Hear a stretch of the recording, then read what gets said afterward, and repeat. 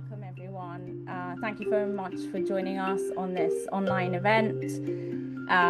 It's a small kind of discussion, let's say, which is a precursor to a range of different smaller kind of outputs that we would like to develop.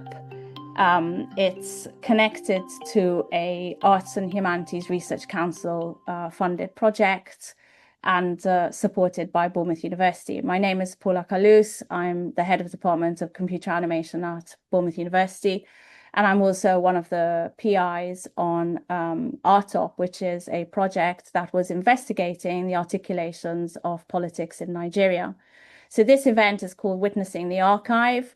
We're very pleased and honored to have 3 guest speakers who will be joining us in a discussion about their work as political commentators, visual artists, and cartoonists in their own right. And hopefully in this discussion, we are going to sort of start looking at archiving and also the role of the artist within the archive. So I thought I would start by talking a little bit very briefly around the project. It will sort of I'll do a short introduction and then we'll hand over to each of our speakers who will do a short talk about their work and their practice. And then at the end, we'll have an open discussion with them on some of the themes that we're looking at. So initially, when this project started, we worked with partners at UNILAG, Dr. Jimga, who happens to be with us today, and Professor Abdallah from Bio University. We also had some advisors from some British universities and Professor Tejimola from Wisconsin University. We set out to look at how artists in Nigeria were articulating political voice and how they did that using, so it was around election time, but actually beyond elections. And we tried to capture these articulations with research assistants in Nigeria by looking at sort of what were people, how were artists expressing political voice in their work, not just around election time, but beyond. So what were the outcomes that we intended to achieve on this project? At the time, what we were hoping to achieve was we wanted to be able to identify how do Nigerians articulate political voice visually? And that might be from the expert, the artist, the sculptor, to the producer, in the sense of like the youth that might be generating their own content on social media. We looked at like official politics, so the politics of campaigning, but actually we soon came to the realization that politics in Nigeria is really experienced in the everyday. And a lot of our focus towards the end of the project became more about expressions of politics as lived in everyday life. So we wanted to look at how researchers sort of experience taking on and capturing political voice. And we wanted to look at the risks and the ethics around this, because one of the outcomes of this project was a digital archive, which is the focus of this talk.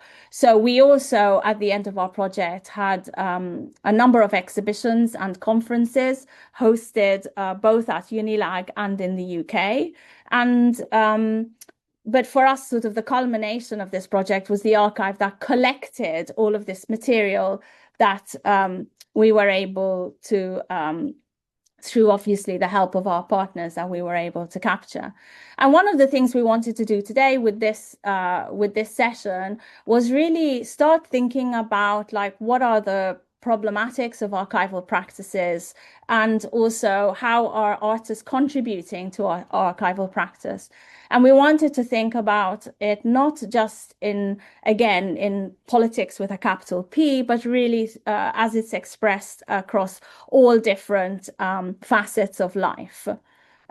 So when before this session, a lot of the participants will have received a handbook that we've prepared as part of the project that outlines something that you can do if you're an educator, for example, or museum or gallery owner, that you can share with the general public to look at questions around the archive. What is an archive, and what are the ethical questions that come to mind when people are storing information and sharing things in an archive. So over here, for example, Denham talks about how archives are really special places. They're places that allow us to capture collective memory, and they help us understand the past, make sense of the present, and guide us for the future. And sort of in an age, I think, especially now, of fake news, misinformation, opaque institutions, archives are really important more than ever in helping us uphold democracy and hold power to account. But beyond that as well, for me, they're about identity, they're about culture, they're about so much more, if you like, than just news per se. So on this slide, you can see if you wanted to access our archive, we have a link to the archive, which has over 6,000 items in the collection, which we collected during this project. And they range from anything that has been circulated on social media to political posters, to cars, to textiles, sculptures, installations, performances, and a whole range of articulated politics by Nigerian artists and Nigerian people. And for the purpose of people who are attending this session who may not be Nigerian or may not be familiar with Nigeria, I thought it would be worth just pointing to the fact that, first of all, Nigeria is a huge country which has many different ethnic groups. And obviously, these different ethnic groups and identities play a part in the political landscape of Nigeria. And that's something which is really important, I think, when you consider the extent of this project, but also the function that an archive might have. I have a series of questions that I wanted to look at the end of the session. But for now, suffice to say that this is just sort of setting the context. And on the right, you can see some of the political posters that some of our researchers were capturing in the archive. And you can see as well that some of these things are like billboards in the streets, but also it's just like everyday life. It might be a sticker on a car, like I said, a whole range of political expression. So to begin with, I wanted to introduce the first speaker of this session, who's Ademwunmi Emoruwa, I hope I'm pronouncing this correctly, who is a strategist, campaigner, and expert in advocacy and strategic communications. And something I wanted to point to in this session is that we've selected, or we're working with, 3 speakers who come from very different backgrounds. And I think it's important to look at that when we're thinking about not only like political expression, but also ways that people can engage with archival practice, right? How does a strategist and a media and communications person frame or think about archival practices versus how does a visual artist work with an archive, right? And also later on, I'll introduce Etinosa Yvonne and Samuel Ojo, who's a cartoonist who also is in and has been captured in our archive. Some of the images you'll see on these slides are images that are included in our collection, and they have been taken, they were in the public domain, so they were captured, really to look at how images as well are able to travel, how they travel through different spaces, how are they appropriated by artists, how are they reworked and reimagined. And then in our case, for example, what we found very interesting in our archive was to look at how all of these things are connected. So I wanted to invite Ademwunmi to sort of set a context for us by looking at the range of political expression and activism within Nigeria. And I think as a strategist themselves and a campaigner in advocacy, perhaps you could start the discussion off with your own views on how politics is expressed in Nigeria, not just around election time, but beyond.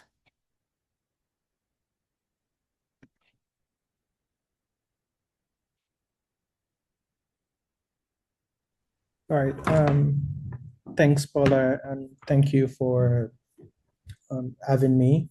I think that, one of the things that's really important is to help set the context of, what I consider to be political art in Nigeria and just, sort of generally around the world, what we currently view as political art. And I think that it's the entire spectrum.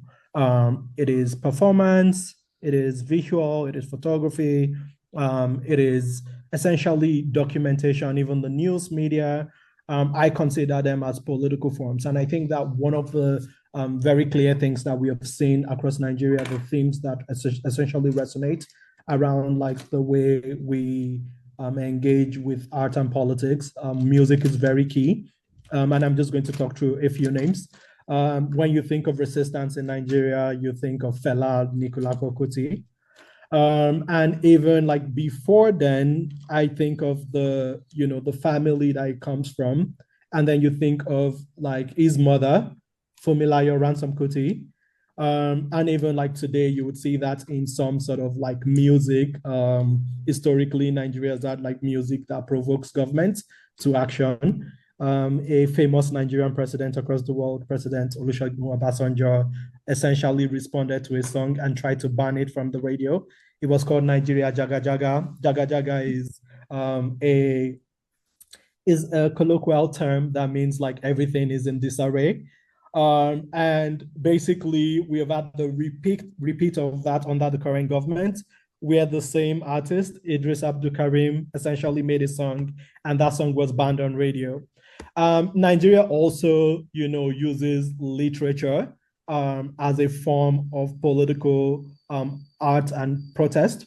I think that what comes to mind, for example, are the works of Wole Soyinka, coming to mind as well when we think about that. You would see, the theater. You would see that in, street plays. You're going to see that in music.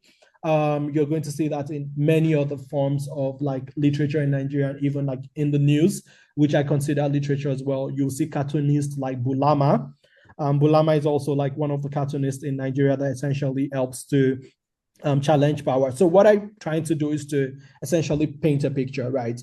For Nigeria, like I think we have three different eras of political art and resistance. I think the first of the eras is what you would sort of qualify as the pre-independence Nigeria.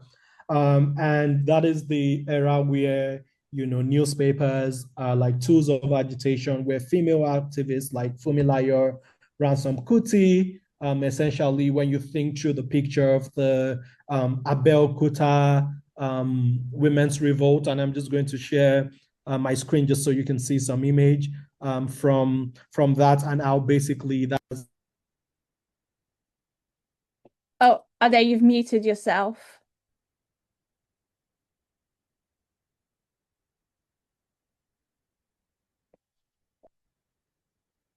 Am I back on?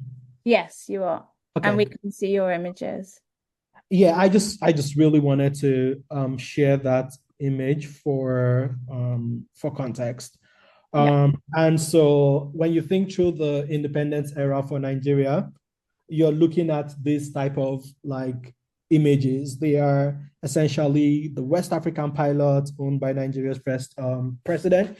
And you also have like Fumilayo Rasom Kuti, who became like that figure of like both feminism, both progressivism, socialism, and just like that anti-colonial struggle. And also just thinking through how that has been preserved in modern times. Last year, there was a movie on Amazon Prime called Fumilayo Ransom Kuti that essentially documented like our involvement in like Nigeria's sort of like independence struggle, but also just like themes around feminism and the role of women in power. And you see those things expressed through like the Google Doodles as well, that celebrates and honors those people. And so I think, for example, the central thought is that, memory is forever and they teach us something. So the direct line between the works of the Fumilayo Rasokuti and the feminist coalition the group of women, about a dozen of them, that sort of drove Nigeria's biggest modern protest, which is called the NSAS movement. Basically, you can draw a line between that. You can draw a line in the imagery, you can draw a line in the artistry, you can draw a line in even like color, symbolism, identity there. And I think those are some of the reasons that we need to think through these things and why it matters. And then, you know, there is that sort of militarization era of like art and resistance in Nigeria. And I just wanted to run like a fella, a Ransom Kuti thread. I consider them one of Nigeria's most influential families. And first, from being like the first woman to drive a car, to being like the woman who led the riot, to giving birth to a son who was, you know, a thorn in the flesh of the Nigerian military, and to also like in both of their lifetimes seeing the military throw away the mother from his shrine and breaking it. But when you come to Nigeria today, everybody wants to go to the Fela shrine in Lagos. And that is now, this is like so many decades after his passing, it has become a monument, right?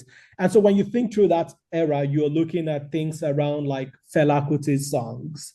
You're looking at the imagery, you're looking at the, you know, sort of provocation, that intentional visuals. You're thinking of like underground pamphlets, because then it was like impossible for you to talk about the military without experiencing really bad things. So journalists, you know, like Dele Giwa, who published a magazine known as Newswatch, essentially was sent a letter bomb by the then Nigerian dictator, General Sani, Ibrahim Babangida, and a letter bomb, he was assassinated that way. And so people had to like, you know, do resistance in different forms. Pamphlets were very key. Those were forms of like visual art and expression. People passed those things on the ground. There was Radio Kutirat. There was Wole Soyinka, the Nigerian Nobel Prize winner, essentially a picture of him confronting, you know, General Obasanjo, who is, you know, who is a relative of his. Very interesting. It was this particular picture is known as the brotherly clash. And so, you know, these were images that essentially represented how we sort of engaged with activism in that era. And I think the current era we are in, for example, there is a picture to the left that is by Etinosa. And I think, you know, some of those particular images that we see are things that essentially represent. Are you on slide 4? Because we can only see slide 2 right now. Yes, I am on slide 4. So if you try sharing your slideshow again, because I think it hasn't refreshed, so we can only see slide 2. Okay, sure. Let's try that again. It's tricky. Oh, it happens to me all the time. Do you see anything now? For me it's blurred. No? It might be worth exactly just navigating like that rather than navigating in full screen. So now we can see it. Yeah. Okay, cool. And so yes, just really spoke to that, and I spoke to the picture from Etinosa. That's to the left. I'm basically thinking about like, you know, the democratic era and what you would say the digital resistance era. Yeah. You know, where answers, where visuals were powerful, where music was powerful, as tools of like resistance and protest in Nigeria. So I think, you know, when you think through these eras, one thing that is sort of important is to think through, you know, how are these eras, how have they translated from one to the other, and how are we preserving this?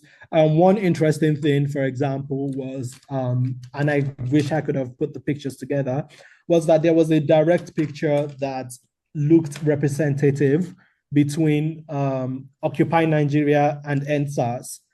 They were taken at about the same place. It was almost the same, you know, two different eras, but like different events. And it basically showed you something that shows like how continuity and memory is very, very important. And so what I think that, you know, my big reflections is that, you know, one, like activism doesn't just exist in protests. It is essentially through many forms. Afrobeats. We could play so many songs. There are debates about, whether some people are truly, doing it for like activism or they are doing it for profit. But the point is that, we have seen that in Nigeria's music. I think of one of the ways I was socialized to know about the massacre in a part of Nigeria called Zaki Biam, and somewhere in Bayelsa State called Odi, was through the music of a Nigerian artist called Timaya. And that, song was called They Don't Kill My Papa, Them Papa, something like that. And I think that it was very interesting because it was through music that I engaged with the political. In Nigeria, it was a hit song. People just danced to it, and some people were socialized to understand that that song was about a massacre, like a genocidal move by the Nigerian army back then. And now, when we think through, NSAS today, we would see that reflected in Afrobeats through like Burna Boy's music or Burna Boy talking about, the killing of Soboma and taking you back to some of the sort of struggles, the Ogoni Nine, etc. Or like even just like his use of music to capture the formation of Nigeria and stories around Nigeria being like a sort of trading operation of the British colony, by rechanneling a documentary that was created so many years ago. And so I think that, sort of when you think through it, like activism and politics and protest and art essentially exist beyond murals, it exists beyond pictures. We also think it incorporates social media, it incorporates humor, and it's also defined by fashion as well. There is a direct connection between people that will have dreadlocks and police brutality. And sometimes, even in the protests, dreadlocks became a symbol of resistance. And I think that, we need to consider preservation as like a political act. Projects like archiving in Nigeria, especially in a country where history is literally out of the curriculum, and people do not know this. Like in parts of Nigeria, it's almost impossible to talk about Biafra. It is an official narrative that the government has tried to make sure nobody talks about it. And you engage in those type of things through books from people like Chinua Achebe, through Chimamanda Adichie. You sort of start to see some of those things. But importantly, even like the movies with Amazon Prime and the Funmilayo Ransom Kuti movie, because this country is known to suppress dissent, it is known to ban songs that it doesn't like, to ban history that it doesn't like, then preservation and archiving becomes one of the biggest acts of political resistance, right? And so for me, I think that, what we need to really do is to understand where like democracy sits, how activism plays a part in making democracy like a democracy in essentially ensuring freedoms, a pluralistic society, an open society. And then in that same light, we need to think about archives, as the memory, because what memory forces us to do is it inspires us to act, it inspires us to understand what is possible. The next generation will realize that even though people were killed, that memory will not be wiped out, but it also showed that people were able to help, Nigerians see that, political participation is necessary. We can ground and force the state to react. And there was a bit of progress. We moved the needle in terms of how the police and citizens engage.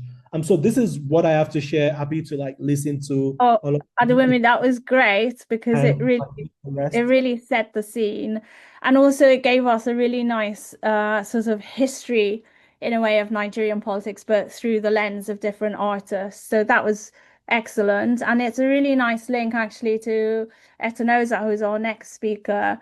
So I'll just put my slides up again. If you could tell me if you can see it.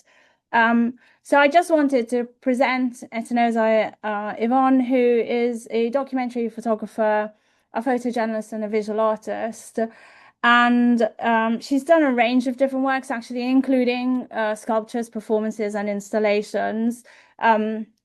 in the context of this discussion, sort of we invited her not only for her photojournalistic work, but actually because her work is an expression of politics, but of the personal and the everyday. And something that me and Etinosa had discussed was also looking at examples of visual expression that go beyond politics with a capital P. So, which are more about how people, for example, might express their different identities within the North, South, ethnic identities, but also, for example, the rights of children and so on and so forth. So Etinosa is a woman, and I noticed as well, Ade, that you pointed actually to how women have been very active in political voice. And I think that's really important because in my discussions with Etinosa, I also spoke to her about the fact that her imagery sort of resonates with me as a woman, but also has very much the female subject in the foreground. So today, I think she's going to speak specifically as well around certain cultural practices and the importance of capturing this, as you mentioned, in terms of like memory and cultural memory, and how that speaks to other types of politics, for example, around like how colonialism has played a part in erasing certain histories or erasing certain practices, and why artists who archive are increasingly important in preserving this. So, Etinosa, I hope that's a good introduction. But I'm sure you'll be able to give us more context as well. Thank you very much for the introduction. I'm just going to, can you hear me? Yeah. All right, thank you. I'm going to share my screen. Okay, so can you see my screen? Yeah. Okay, so, well, thank you. I'm happy to be on this part of this conversation. Just like I said to Paula earlier, the way that Etinosa, sorry to interrupt, but just so that you know, when you press slideshow, it doesn't go to full screen. So we're only seeing, okay. so we're having the same problem we had with Ademwunmi. So it might be worth, okay, I think So is now we it can see your speaker slides. So maybe my it's just like like navigating like Ademwunmi did, and then we can see the slides that way if you keep it not in slideshow. so what are you seeing now? So like this, we'll see your PowerPoint, so that's fine. And then as you click on each slide, then we can see the next image, I think. Do you Okay, see the whole thing? Okay. brilliant. Now I it just works. needed to disconnect my other screen. All right. Well, thank you. The way that I want to approach this discussion is to talk about the work I do as an artist, a photographer, and the way that I approach my work in terms of archiving. I think when I started my practice in 2017, which learning off YouTube, it took a while for me to figure things out. I think when I started to see and become a bit more intentional in archiving and documenting and seeing the need why, beyond just taking pictures, why am I doing what I'm doing? It was after a conversation with a senior colleague in 2021, actually. That sort of reset my brain and made me appreciate the work that I do. For me as a photographer, I always tell people that for me, I see myself as an archivist. I see myself as a storyteller. I also see myself as an activist because to a large extent, couple of my projects do have uh, some sort of advocacy. I'm always advocating for one thing or the other in my projects. I'm using the slides I'm currently sharing are some of the images I took during the NSAS protest. I live in Abuja and I was fortunate to go out almost daily to photograph the protest. I remember saying, I think I'd mentioned this to Paula, but the way that the protest started was through Twitter. I'm sure we all remember there was a whole lot of conversations, and before you know it, everybody started to organize. And so through Twitter, I would get updates of where, the protests are happening, I'll go. And I remember telling a colleague in 2020 that before it started, I said, whenever it starts, I'm going to be there to cover it because for me, by the simple act of documenting, photographing the protest, I did see that as my own way of protest. Because at the time, I didn't want to not everybody is going to have to carry a placard or and have all these write-ups. But for me, preserving that moment in history was my own way of protesting because there was so much. And I know that we talk about the answers as, everyone knows the main aim or the theme. The reason for the protest was protesting police brutality. But beyond that, when you have conversations with people on the ground of the protest, you would realize it was many reasons why people were protesting beyond just police brutality. So yes, the way that I put together my work, for me, this is me building an archive. I think over the years, as I've started to travel out of the country, I do now appreciate what I do and see the reason why I should continue to do what I do. I think it's very important that we are having more Nigerians telling our own stories. I remember I was in this I went for an exhibition somewhere in Cambridge. I don't remember the name of I think I don't remember the name of the school, but I remember seeing this, it's an anthropologist, if I'm not mistaken. He had documented, he had traveled wide and extensively around Nigeria, not just Nigeria, but different parts of the continent and Africa. And yes, I know that in modern day conversations, we can say that some of the images are problematic and the approach to the way these people were photographed are problematic. But one of the biggest takeaway I have from those images that I saw was that it was him freezing that moment. So because of those images, I have an idea of what we used to look like, what people before us, what they dressed like, what they looked like, the way of living at the time. Yes, there were problematic aspects of it, which we can argue about. However, the fact that it was documented is it now sort of helps us to understand what life was like before. And then for me, people like me who is currently in this present day, how can we not do things like how it was done before? How can we not photograph in a way that we are enforcing or imposing things on people? I'll be working tomorrow on a project, and I remember asking the writer, "Is this woman aware of your story angle before I go and photograph someone whom, it can, the story, she assumes that we're photographing one story and then something else is happening." The reason I highlighted that is because beyond in the past and what we're still seeing, I won't say in the past, it's still a reality of when especially Western organizations are either commissioning people like me to do stuff, they sort of hide stories and stories are sort of recontextualized. So you're asked to do this thing and then the person sees the final image and it's totally different from what they had assumed. So preserving people's integrity, being honest, these are some of the things that shape the way that I do my work. I wanted to share when Ade talked about NSAS. I remember this image, and if you look at it's a triptych from one of my projects, it's called Unboxed. It looks at identity, it looks at men and their grooming culture and how they pay attention to their body. But if you look at the last image, you see the name of the person in this image is called Tope.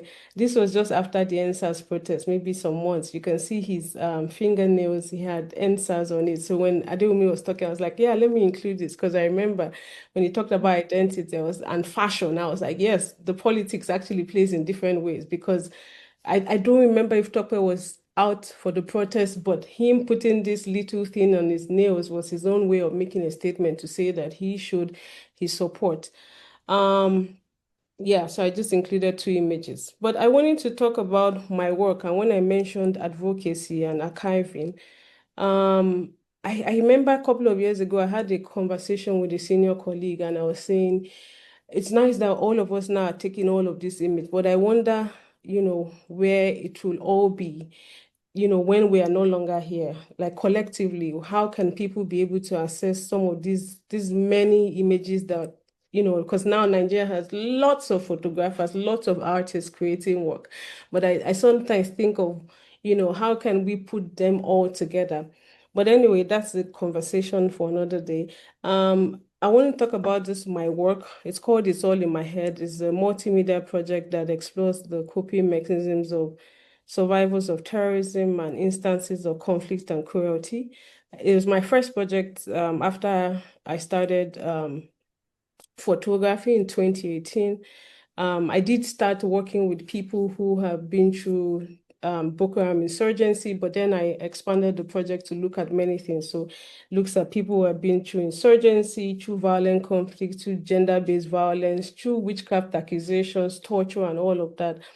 And this simple project, which I started in 2018, has now morphed into, it has gone beyond being just a photo project to including sculptures. And as Adewumi mentioned, he was talking about performance, and I was nodding my head in my head. I was like, yeah, because in my work, to be able to get the message to people to understand, when I did this chapter in 2023 of the project, because the work is in chapters, and to be able to get people to understand or to connect to the subject matter, I had to use performance. I am a trained theater artist, and one of the things I included in the work was drama performance on the market days in different local governments. The chapter I was working on looked at the impact of witchcraft accusations on the mental health of survivors, and I worked in Cross River State and Akwa Ibom State, where witchcraft accusations are rife and torture and killings of victims are on, at an all-time high.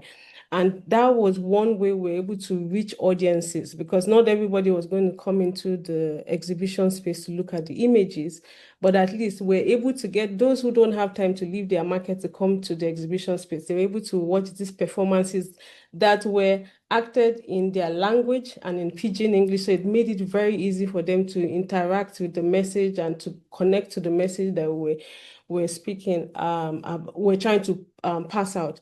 The reason that I'm sharing this work is to show how I want to talk about the advocacy bit and how, in terms of what I do, using the same, I remember one of the arguments I had when I was applying for funding for this project, talking about how over the years, movies like Nollywood movies and a lot of churches have sort of promoted this crass phenomenon that, children are witches and people are witches. And so it has become a lazy excuse for torture from parents to pick on their children. Things are not working out well. It's easier to pick on their children. And the only way to be able to sort of get people to understand what was going on through the children, I also spoke to children.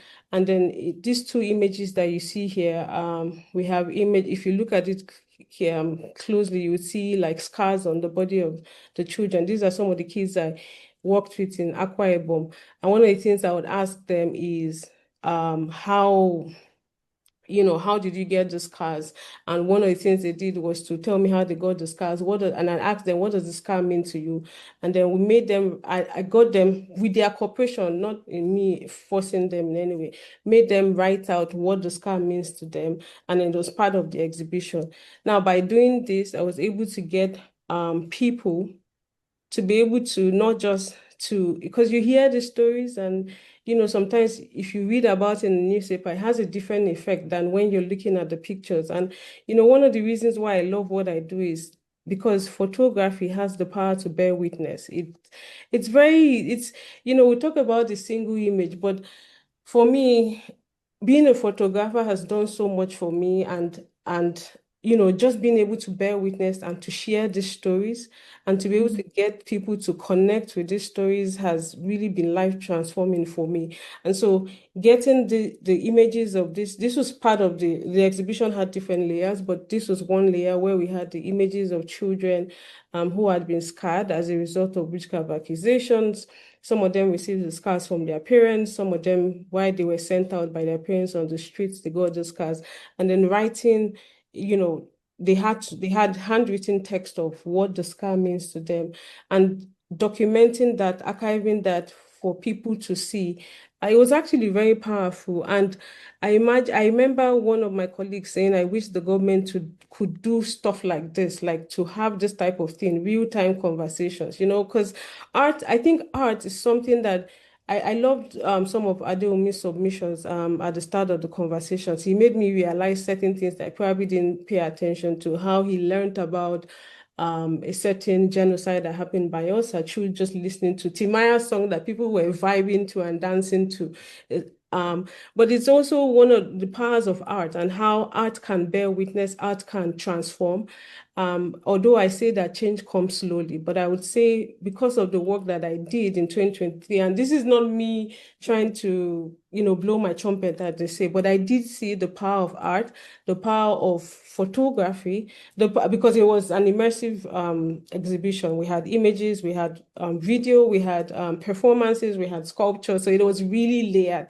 But all of this, I ensured I sort of imputed them just to make sure that people can connect to the message and get the message. And so even if my target wasn't everybody will come for the exhibition and have a change of heart. No, that's not how change works. But even if it's 10 people, they take the message and then they share it with others, and then you have a renewal of mind, albeit slowly.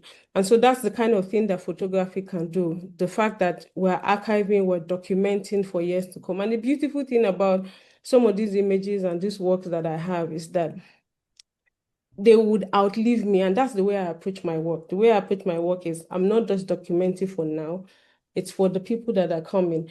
I mentioned this anthropologist's work that I viewed earlier on, because when he was doing the work, he didn't know that many years down the line, a university in Cambridge will be showing the work and all of that. It's a work that, yes, in academic environment, there are arguments and counter-arguments about how problematic it was at the time and all of that. But however it's the case may be, he was able to bear witness to that moment, and he was able to, and now, even if he's no longer alive, that archive, that particular, those set of images that he took is still teaching other people about what life was like before, and many other things, still serving as a resource, an educational resource and it will continue to serve as an educational resource for many more years to come. And this is one of the reasons why I am now approaching my work with a bit more intentionality and saying to myself, it's not just about me,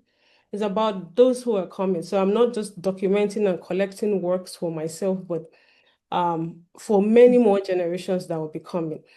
I was talking to Paula about one of my talking points and saying how, in terms of politics and the everyday, and I was saying how I'm working on a new project, so workshopping an idea for a new project on African indigenous religion, starting with Nigeria. And I've been exploring the Oshun faith. I started my preliminary research last year using the Oshun Osogbo Festival. It's a very popular festival for Oshun devotees. Oshun is one of the goddess in the Yoruba pantheon, and she's widely celebrated. And so every year between July and August, people from different parts of the world come and celebrate her at the Oshun River in Oshun State. And so one of the reasons that sparked my interest in this project was I went for my first, I think it was National Geographic assignment in Benin Republic. And then we were in a place, it was something about some descendants of enslaved people, and we were able to locate where one of the enslaved person was from. Anyway, so I'm there photographing, and I meet these very interesting women who dress a certain way, and they are known as the Nonons from the Buku divinity. And so, I'm done with my work and I'm trying to caption the images to file. And I have the rough idea of who they are. I mean, I ask my questions, but I just wanted to read up more because normally I like to be very detailed when I'm doing my captions.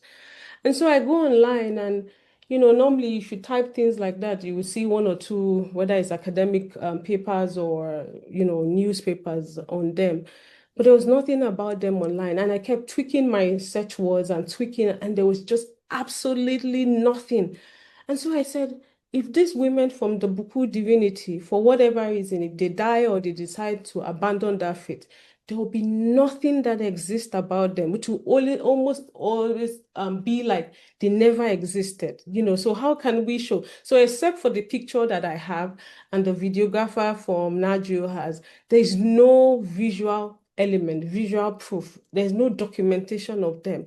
And that was what sparked my interest in, you know what, I'm going to start a project documenting African indigenous worshippers, understanding their faith and documenting them.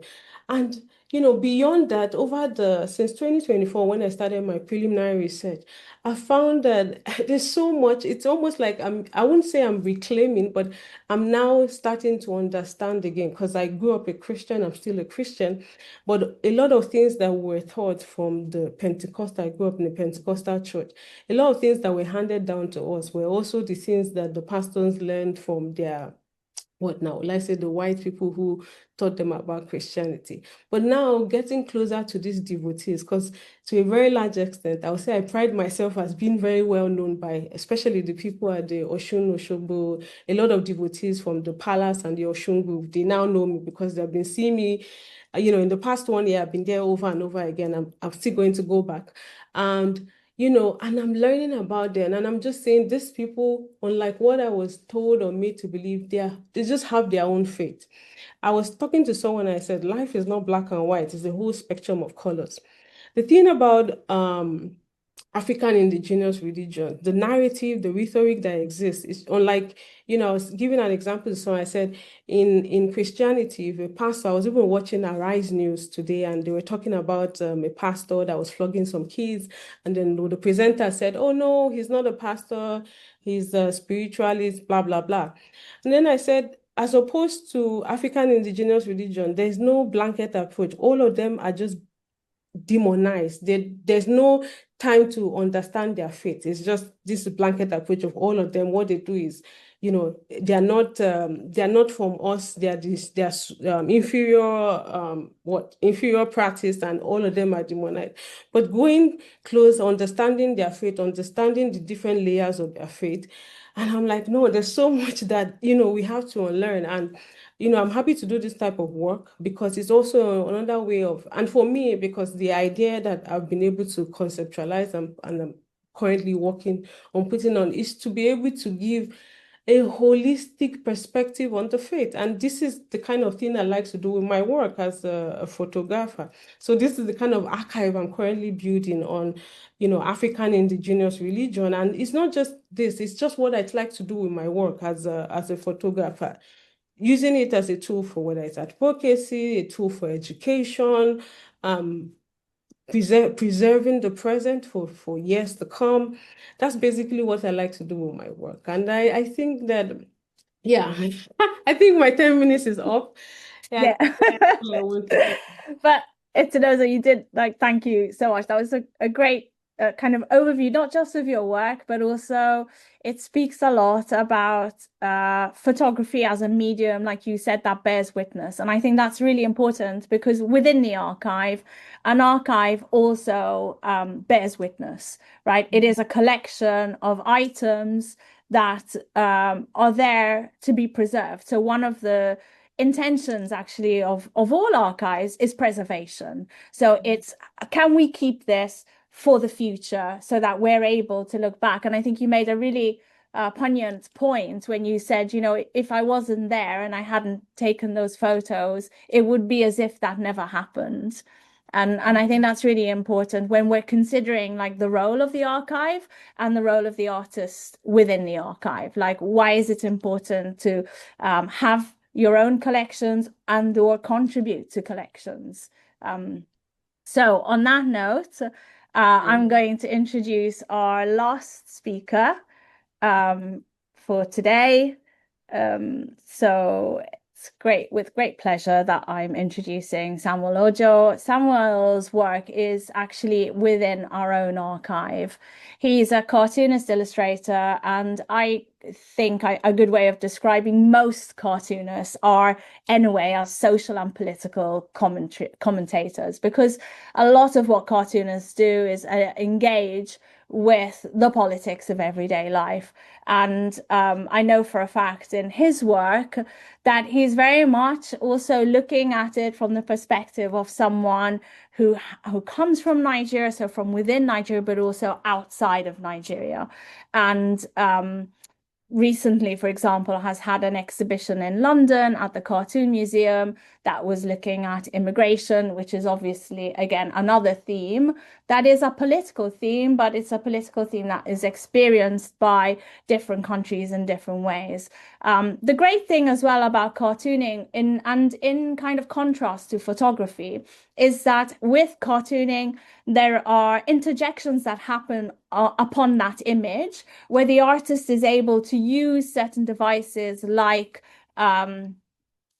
humor and comedy to convey political voice. And so I was hoping that Samuel would show us some of his work today and talk to us a little bit about his practice, which we've also captured in our own archive. So you can see some of Samuel's work in our archive, and you can see his work in progress. So how does he think about the image? How does he create those images? I'm hoping, Samuel, you'll give us a little bit more insight into that process. Yeah, definitely. Let me try and share my screen now.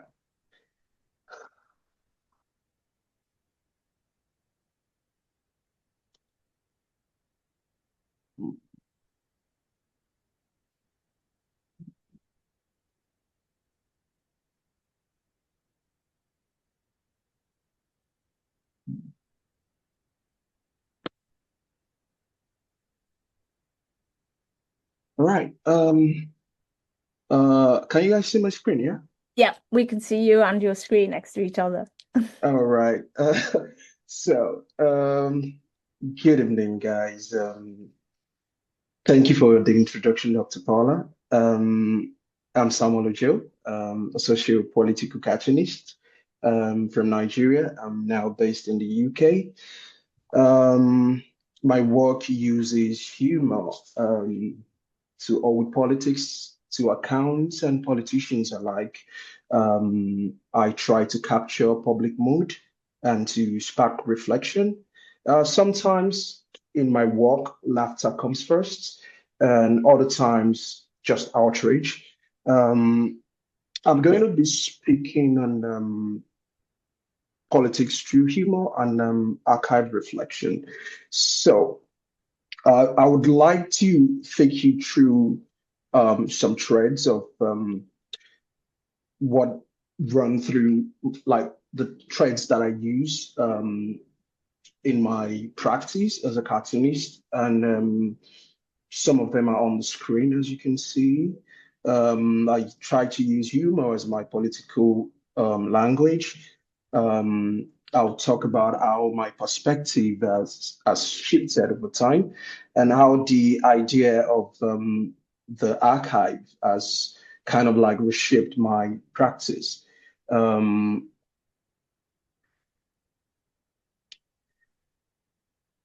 So before I talk about some of my cartoons, I would like to start with why humor. For me, humor is not an escape from serious issues. It's a way to confront them. Laughter often slips past our defenses. It plants an idea that lingers long after the joke fades. I'm not looking for easy chuckles with my work. I try to aim for, the pause after the laugh, when you realize that, the funny side of it is also an uncomfortable truth.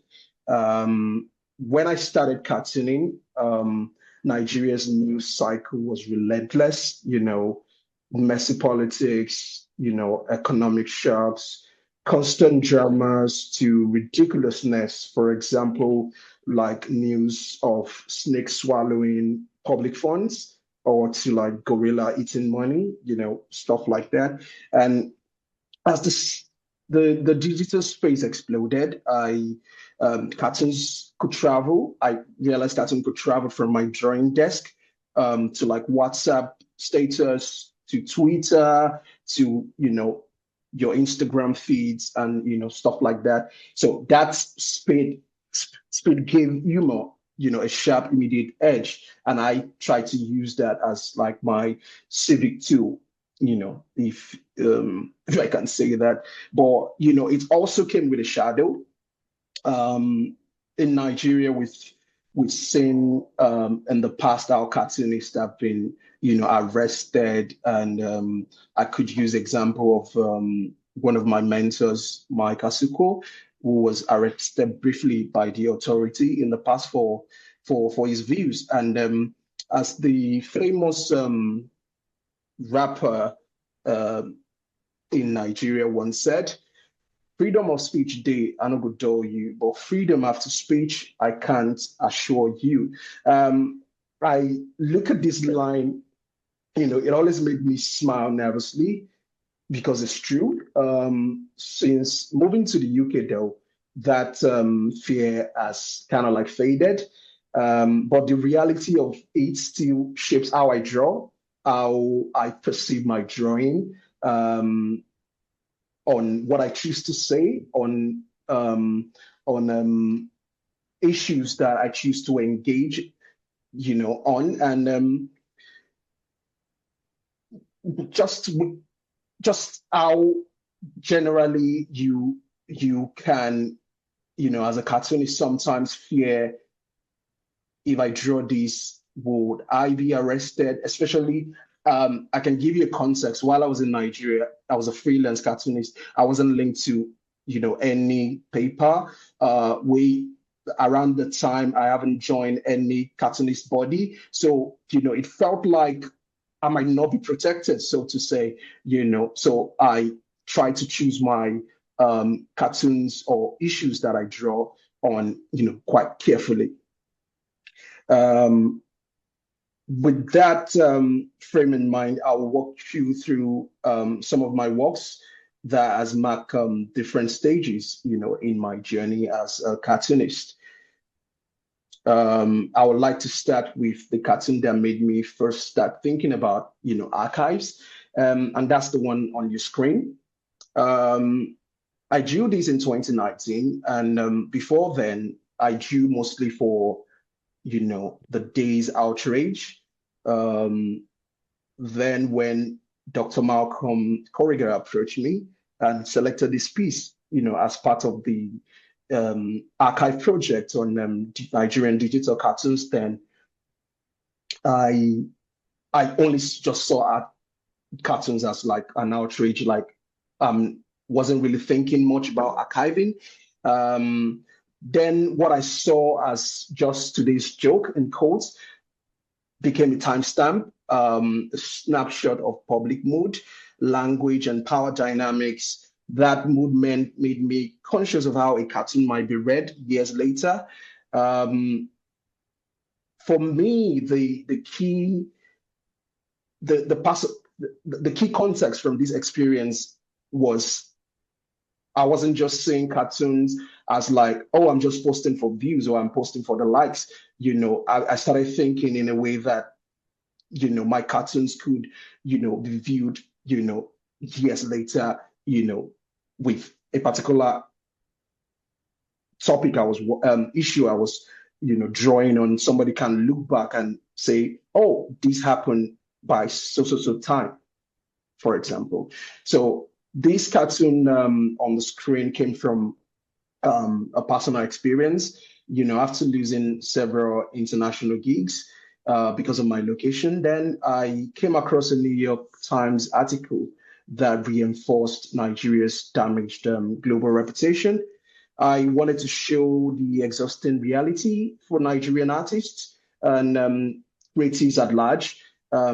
We have to work twice as hard, just to prove legitimacy. This piece for me was no longer just a commentary. It became an historical evidence.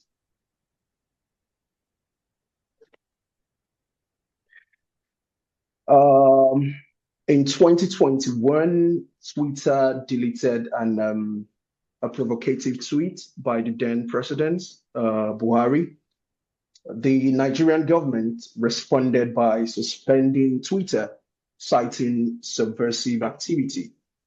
For many Nigerians, especially the youth, it felt like a payback for, Twitter's role in amplifying the answers. And I'm glad Etinosa and Ademwunmi, through their works have, mentioned NSAS and the movement. Like I was saying, it felt like a payback for Twitter's role in amplifying the NSAS movement and protest months earlier, where young activists used the platform to organize, speak out against police brutality, and demand justice. After witnessing the massacre of those peaceful NSAS protesters only months before, the suspension kind of like became the final straw for many young Nigerians, including myself. I kind of like became disillusioned and distrustful. I think it marked an era where people began to look elsewhere for safety, dignity, and opportunity. The result was known as Japa, a surge in youth emigration driven by economic hardship and a deep sense of betrayal. This cartoon came after reports of political delegates taking bribes, during the primaries ahead of the 2023 general elections. Suddenly being a delegate became like an inspiration, and jokes about this field, social medias, platforms like Twitter and Instagram. In this cartoon, I use key symbols and props people could recognize easily, but without dehumanizing, the individuals. The humor comes from the innocent like question and answer, the key innocently wanting to become a delegate. This is, I remember growing up, there was a period where your parents are asking, oh, what would you like to become when you grow older? It's always like your doctors, engineers, and lawyer. And so I try to play, on this trope, so to say. And you realize that even while it's funny, it's basically commenting on election bribery. The punch was aimed at those in power, not the powerless. I'm going to talk briefly about this cartoon because, yeah, this one is showing government waste. You can see the three branches of government, attracting like literal waste. I tried some of the symbols I used was the cap, for example, is the signature cap of the current president, representing the executive. You've got the Senate well represented, and also the judiciary somewhere in there. And I guess it's just to call out some of the waste that since this particular government got into power, some of the things they've wasted money, like what they are budgeting money for, like the vice president's residential apartment being refurbished. Like what happened to the one there before? Stuff like this. And also I use this cartoon to call out the opposition, because I feel like they are not resisting enough. It's sort of like a warning about what happens when checks and balances vanish into a one-party reality. This is one of my personal favorite. 2023 was brutal for Nigeria's economy. Major businesses like Unilever, I think Guinness, left the country. In this cartoon, the economy is shown as an overflowing trash can. A foreign investor walks past, covering his nose.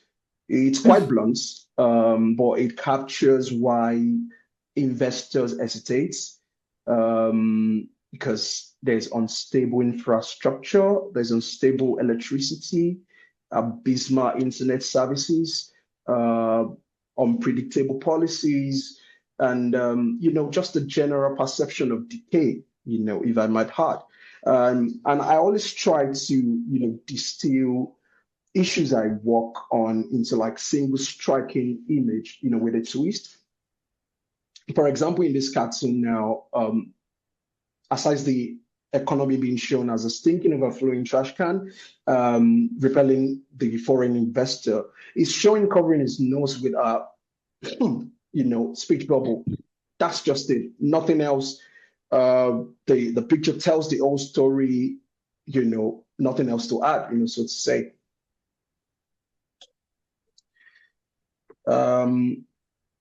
That experience of looking at events with an archival lens, thinking about how my cartoons, might be read or viewed in the next 10, 20 years has kind of like stayed with me.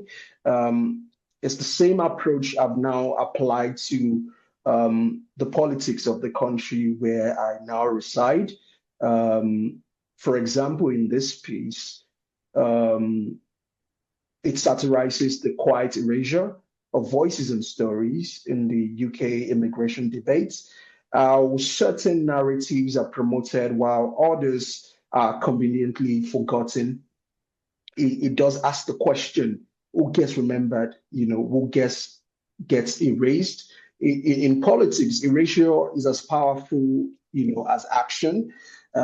It's also one of the works from my solo exhibition, Iriajo, which is currently showing at the Cartoon Museum in London at the moment. That body of work documents migrant experiences, mine included, as a counter narrative to hostile immigration, rhetoric. And just like the Nigerian pieces, it's made to be understood by both now and, decades from now. Now, looking back at some of my cartoons, I believe they do form a map, not just of Nigeria's political shifts, but of my own evolution after moving to the UK. I've learned that archiving is political. It decides whose voice survive. Digital archives democratize history, but they also force a question. Will the future reader understand the critic without today's headline? Now I aim to make work that is legible, both in the moment and decades later. Humor can outlast regimes, and if preserved, a cartoon stop being, it becomes a testimony. There's a saying, a story not told is a story lost. My job as a cartoonist is to tell it and make sure it is not lost. That would be the end of my presentation. Thank you so much. That's a lovely way to end as well. So thank you very much for taking us through your kind of career, I guess, of cartooning, but also I think a common thread that everybody has pointed towards is really the importance of preservation, the importance of thinking about the impact that your work as an artist has, like you said, not just in terms of the tweets or the shares on Instagram, because of course that is very ephemeral. That is, it's there, but it can disappear as quickly as it appears. And I think one of the things about images in a digital space is that oftentimes we think, oh, the digital it's just permanent, but actually it's less permanent than a physical object because it's very rapid. 1 minute it's there, the next minute it's Donald Trump is the flavor of the month. So, and everything is forgotten. And I think that's another reason why the archive becomes really important. And when we're looking at digital preservation as well, it's thinking about the digital object that it is accessible into the future, and that it is available to everyone. So one of the considerations we had on our project was also the fact that different people might have different technological landscapes that they're coming from. Not everybody might have access to broadband. Not everybody might be able to download gigs of data. So these were considerations that we had when we were creating the archive to really make it as accessible as possible. So to end the discussion, and again, thank you everyone for staying a little bit later than planned. I did have a few questions which I just wanted really to put to everybody in the session and to our guests. These are the questions that really stayed with me when I was thinking about our project and how it can go beyond. So as we've mentioned, digital public archives are really important as a democratic tools. They confront monopoly of knowledge, and that's something that I think all of you have spoken about, this sort of the monopoly of the knowledge and who is speaking for whom, right? And how are we giving voice to people through the archive? So, of course, the creation and the diffusion of archive to the general public is really important. And for me, I wanted to think as well about how artists' work can be used to educate and engage young people. Oftentimes, especially in the UK, for example, we find that the youth are very politically apathetic and very disengaged. And I find that using art and artists' work in education can prompt more sort of critical engagement. And that's something I wanted to ask perhaps our speakers to talk about. Also, other questions are like to think about what histories artists can reveal that are maybe different from mainstream political narratives. And again, I think each of you have alluded to that in your talk. So you have really brought to light how your own work has highlighted political voice that is definitely not always the mainstream narrative. And the final question I had was a kind of one which I feel like maybe because I work in a computer animation department is extremely present right now in our teaching, which is looking at technological landscapes and understanding how the technology could be reshaping political voice. I think especially with the onset of AI, it's something that is present. Everyone is talking about it, and it's compounding, if you like, the problem, as well as offering opportunities. So I don't know, I wanted to kind of give the floor over to our speakers and our guests and just welcome everyone to kind of chip in on any final thoughts. Okay, so I wanted to touch on, did you take out the questions? Do you want me to put the questions back on? Yeah, I wanted to read it. We'll do that. There we go. Okay, so I mean, I have thoughts on all three, but I'll just first of all take like what histories can artists review that differ from mainstream political narratives. So I'm going to use my project, which I referenced towards the end of my conversation. My project, which looks at African indigenous religions, but looking at the Oshun faith in this instance. So as I was saying earlier, I would say there's this outright demonization of African indigenous religions and the glorification of Christianity and Islam across the continent. Over the years, I do think that there's some sort of social awakening happening, especially because of social media. So this question might lead me to the last question, actually, where there's a sort of consciousness where a lot of young people are trying to learn more about, beyond what they were taught in schools and what they were not taught, or beyond what their parents had told them. So you see more people. For example, I was at the Oshun Festival last year. It was madness, it was chaos, it was disorder. But this year, it was, I don't have the words for it, and probably the words are not in the dictionary. It was crazy. I could barely stand because there was so much crowd. It was worse than what I witnessed last year, which I felt was, it was a lot of people, but this time around, it was so much.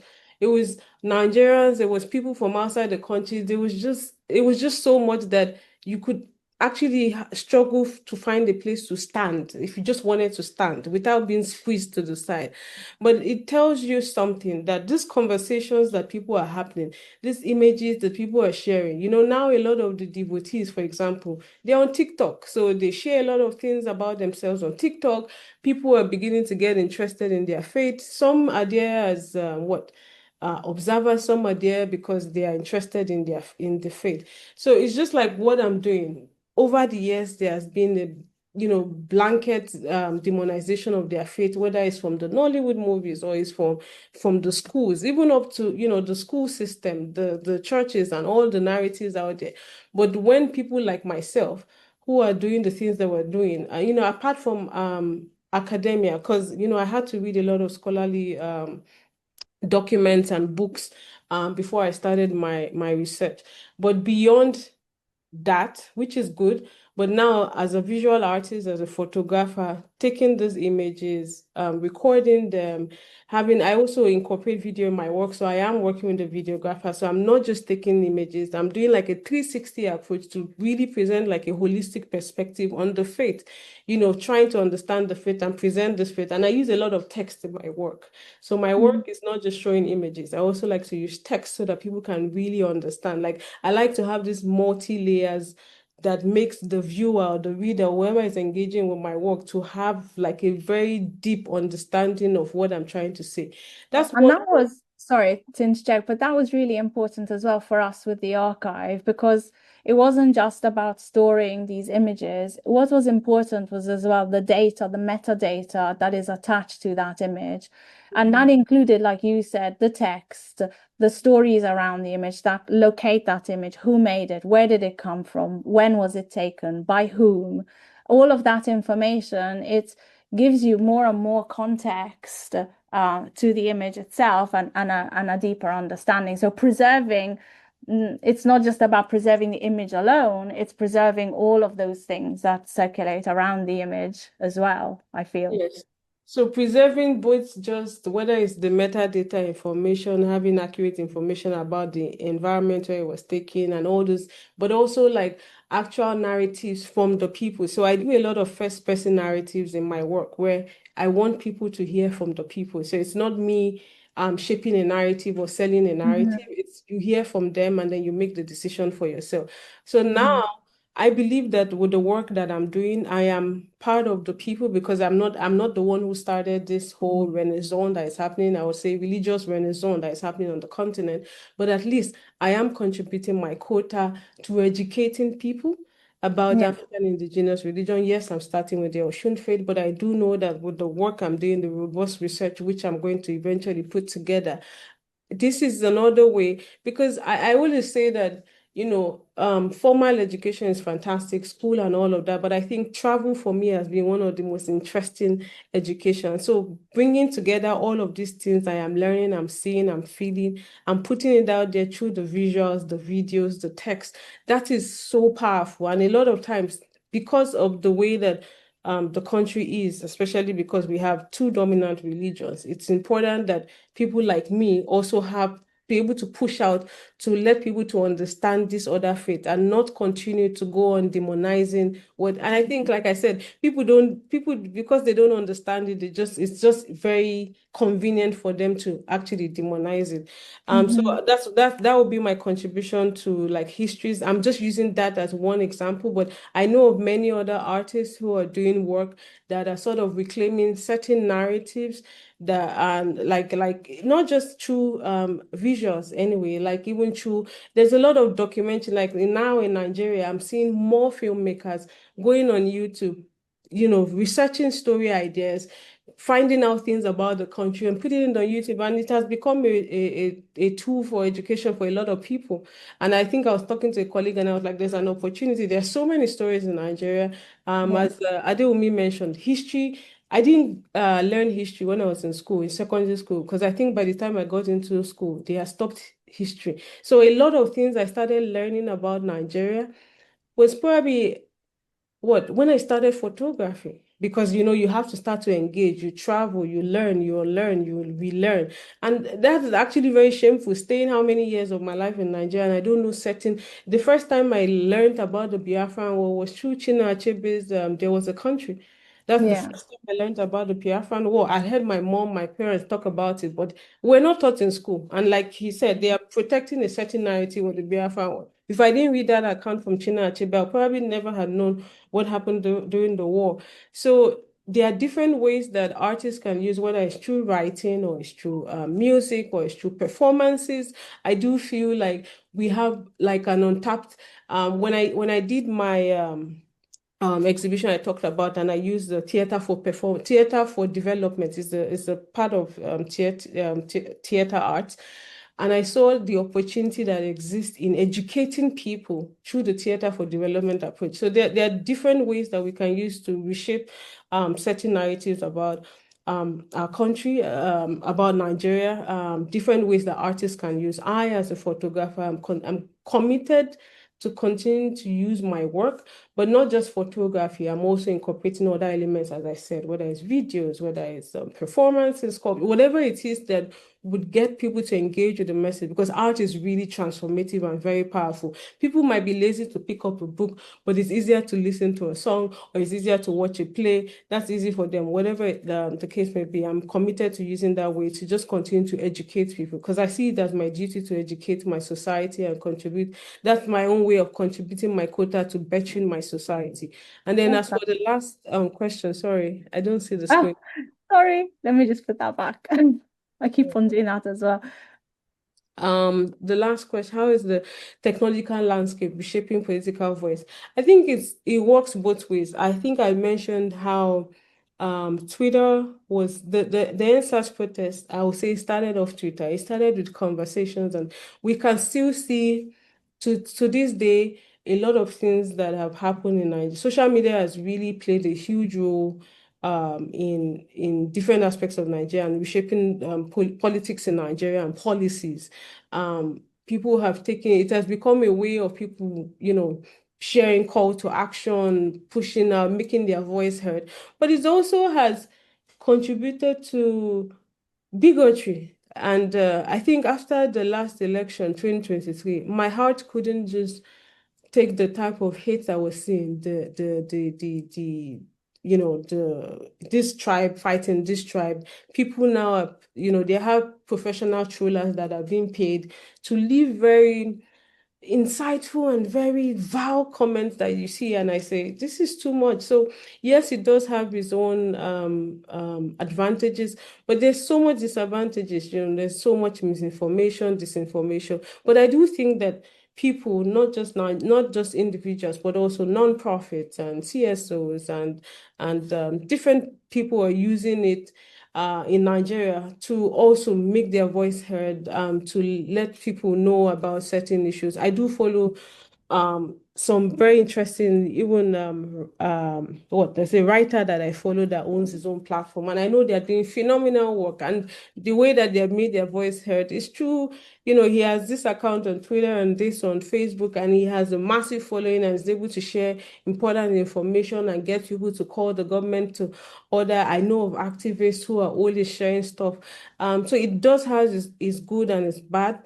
Unfortunately, sometimes it looks like the bad does outweigh the good, but in a good way. It depends on who is using it and the motive behind. Unfortunately, you can't control how it's going to be used, especially in the era of AI. And that's why I think the onus is on people to continue to teach it, especially the older generation, to be able to identify, what's fake and what's even as tech savvy as I think I am, it's easy to be fooled by some of these things sometimes. And that's why maybe I'm actually very slow. I don't share a lot of, I rarely share stuff. I look, I critique, I check and recheck and check again to be sure, is this actually solid information out there? Yeah, that's my contribution. Oh, thanks, Etinosa. So I was wondering if Ademwunmi or Sam wanted to add anything, and I'm just going to check the chat to see if there are any questions in the chat as well. And in the meantime, sorry, before anyone goes, for the benefit of everybody who's at this session, I do have a poll that I just wanted to share with you. So it should appear on your screen. And then if you could just answer the questions on the poll, that would be really helpful for us. So I'm just going to leave that running there in the background. And Samuel, I don't know if you wanted to sort of add to what Etinosa was saying. Yeah, I wanted to speak on the third question first. How is the technological landscape reshaping political voice? Yeah. I would say I'm one of like the biggest, beneficiary of that because I remember when, I started cartooning, it was very difficult. I sent like tons of emails to like dailies in Nigeria and and just never get like a response. And it became, you start doubting yourself, like, okay, probably I'm not good enough. And I remember I was on a platform back then. I'm still on the platform called Fiverr and Upwork, and I just started offering it as a service, for example. And I saw how it kind of like it was like it metamorphosed my career. A bit of context. I started um, as a designer. I'm a trained designer, motion designer. I've worked in ad agencies, in TV stations, stuff like that. So cartooning for me was just like a thing of passion at first. And back to what I was saying, I started getting gigs off Fiverr, mostly from Sam, yeah. so just another, I don't want to kill your flow, but just so you know, I think Dr. Jimgar's got a hand up, and I don't know if it's in relation to what you've just said, Okay. or if he could wait until you finish your train of thought. But Jimgar, did you want to intervene now, or do you want to wait until Sam finishes? Okay. Thanks, Paula. I will wait after Samuel. Yeah. Thank you. Okay. Thank you. All right. So quickly, what I was trying to say was that, Fiverr was that platform that first gave me, that opportunity to start cartooning. I started getting like mostly American, Canadian, and UK clients, paying me, good money to like, do cartoon. And, I started like contrasting that, like, okay, if I'm getting these opportunities and I wasn't getting in Nigeria. Like nobody was responding to me.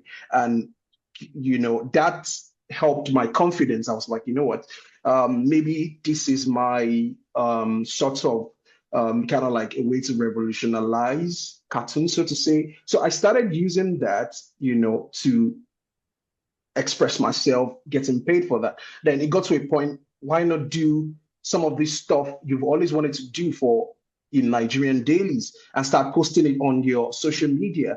And, I started doing that. And, over the years, from 2016, it kind of like became, started building like a portfolio through that. And I remember when Dr. Malcolm reached out, he reached out to me on Twitter. So if I wasn't posting, if I wasn't like making use of like social media, the technological aspect of it, he might probably not have discovered my work. And also, I would like to add that to the number 3 question, like in Nigeria, also, I watched how my cartoons, traveled, from desk to, millions of, people on social media, getting reactions, getting, DMs of people saying either liking it or, absolutely like, scolding me, so to say, like, oh, you're probably paid to say this. Oh, you are probably, if it was a PDP regime, somebody saying you're probably paid by an APC person, stuff like that you have to deal with. And, to what Etinosa said, it can also be like, as the good side of it, where you get to like express yourself, it also comes with either people not understanding where you're coming from, because per every issue, there is a bias. If something happens in the news, like for example, the Quam 1, Quam 2 story, that happened recently. Everybody, you can see how everybody has like, various opinions on it. Like, so that is bound to happen. And in this light, sometimes you see how people can get abusive. People sometimes leave the issue and start focusing on like, tribalism. Oh, you did this because you're a Yoruba boy. Oh, you did this because you're blah, blah, blah, Igbo, stuff like that, that should not be, happening in the discourse. We could agree or disagree, on any issue, but our thoughts and processes should not be, oh, you probably did that because, of your political leaning. Those risks are something that before this session, we shared our handbook to some of the participants, which actually looks at when you do have an archive, you need to think about the risks that are that the contributors to the archive might be facing by giving their work to the archive. Like, what risks are you taking as well as an archivist? So these are very valid questions and very much actually connected to even as an artist, of course, I think all artists in one way or the other have to concern themselves with this. But in addition, also as an archivist, you need to very much consider the risk and ethics around what are you doing with the images, how are you collecting them, and are you putting anyone at risk by doing so?